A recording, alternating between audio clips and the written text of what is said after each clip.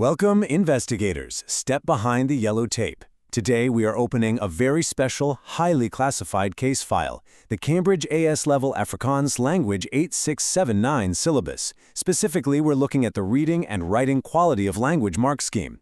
You know, year after year, principal examiners report that this specific area is basically an active crime scene. Students literally hemorrhage marks here. And the tragic part? It's almost never because they don't know Afrikaans. It's because they completely misunderstand the hidden architecture of the exam criteria. To help us process the scene today, I've brought along two of our rookie forensics agents. We've got Agent Alex, who is totally obsessed with isolated facts and loose footprints, and Agent Sam, who loves to just wing it with vague, overarching theories. We're going to learn from their rookie mistakes to code this mark scheme and secure the exact grade you actually deserve. Okay, let's dive into this. The central mystery of our case file. Why do students find applying concepts to unfamiliar contexts so incredibly hard?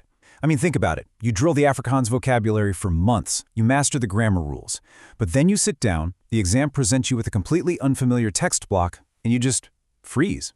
The clock starts ticking, the pressure mounts, and suddenly all those memorized vocabulary lists feel completely useless.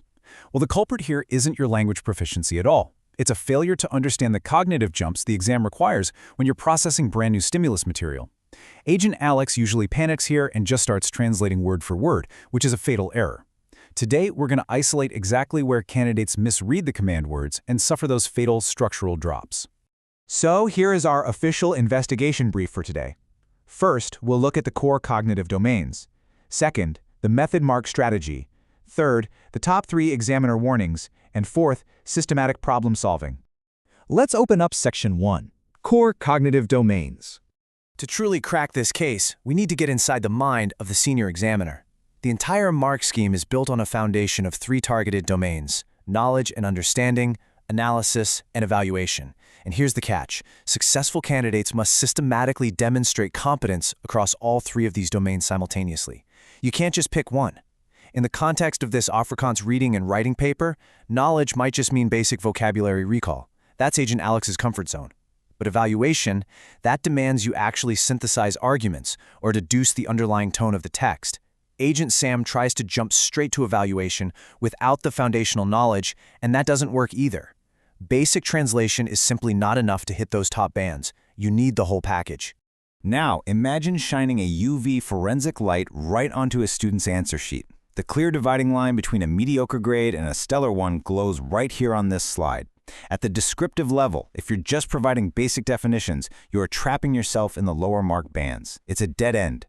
Elevating your response to the analytical and evaluative levels means you are actually demonstrating causal relationships within the Afrikaans text. Principal examiner reports confirm this time and time again. Integrating cross-topic connections, actually showing exactly why a specific word choice or an idiom matters to the overarching theme of the text, that is the forensic key to unlocking those top-tier marks. It's about connecting the dots, not just listing them. Moving right along to Section 2, the method mark strategy. And this brilliantly illustrates what I like to call the ultimate survival lifeline for candidates. Look at this quote. Examiner alert. Students lose marks by not showing working. Even if your final answer is wrong, method marks can save you. That is huge. In a language paper like Afrikaans 8679, showing your working isn't about math equations. It means clearly demonstrating your internal process of comprehension and paraphrasing.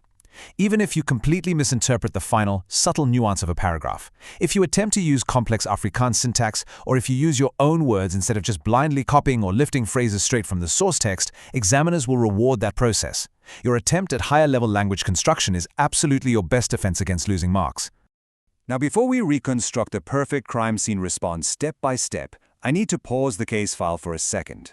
To ensure you never miss our weekly forensic investigation breakthroughs and always outsmart the examiners, subscribe to Ace the Exams at Ace the Exams right now and turn on all notifications. Okay, let's get back to it. Here is the chronological flow to tackle any complex text block. Step 1. Deconstruct the question. Is the command word asking you to bespreek, meaning discuss, or verduidelijk, meaning explain? Step 2. Extract the specific data or quotes from the Afrikaans text. Step 3. Select your grammatical framework to paraphrase effectively. Step 4. Execute your answer with precise vocabulary and really clear formatting. And finally, Step 5. verify your syntactical structure, and present your final answer cleanly. This is how you build an airtight case. Let's transition into Section 3, Top 3 Examiner Warnings. Okay, investigators, it's time for a live workshop. We are doing an autopsy on the most fatal exam errors, straight from the principal examiner reports. The crucial point here is that these mistakes are entirely preventable. Let's look at row 1, forgetting proper format. This means ignoring word count limits or totally abandoning paragraph structures. The fix? Relentlessly apply the correct formats. Don't go rogue. Row 2, skipping the presentation check. This is heartbreaking. Students do all the incredibly hard translation work, but then fail to check their Afrikaans spelling and basic grammar at the very end. Always verify your results. And row 3, answers not specific to context. Writing generic, rehearsed essays that you memorized the night before gets you absolutely nowhere. You must base your reasoning strictly on the provided stimulus material. Listen closely to this one because it trips up almost everyone. When the paper requires a comparative analysis between two Afrikaans texts, explicit evidence is strictly mandatory for both similarities and differences to evaluate relative importance. You absolutely must use appropriate comparative connectives in Afrikaans to support both sides of the argument. If you only focus on one text or just one side of the issue, which is exactly what Agent Alex tends to do, you will fall straight into a one-sided descriptive trap. And guess what? Your marks will flatline instantly. Balance is everything here. Finally, let's crack the code in Section 4, Systematic Problem Solving. Let's move to the ultimate master plan and see how this all builds into your foolproof exam execution strategy. We call this the deconstruct, solve, evaluate sequence. Step 1, identify the given information in the text block. What are the established facts of the case? Step 2, break your response into logical steps. A great way to do this is by using the Peel paragraph structure: point, evidence, explanation, link. Step 3, solve systematically by drafting your points in clear, authentic Afrikaans. Step 4, check for reasonableness. Actually read it back to yourself. Does your translation or analysis make logical sense in this specific context? And Step 5, make justified recommendations or conclusions based solidly on the textual evidence you just extracted. If you follow this checklist, your answers will be virtually bulletproof. As we close this case file, I want to leave you with one final provocative question. Think about this. If your methodology is flawed, say you didn't extract specific contextual evidence, or you just tried to copy directly from the text without demonstrating your own language skills, can your final recommendation ever truly be justified in the eyes of the examiner? The undeniable answer is no. The quality of your linguistic process matters just as much as the final answer written on the page. Master this forensic process, and you will completely demystify the Afrikaans mark scheme once and for all. To make sure you're fully equipped for your next past paper, subscribe to Ace the Exams at Ace the Exams, enable your notifications, and drop a comment down below with your current level and your target grade. Class dismissed, investigators. I'll see you at the next crime scene.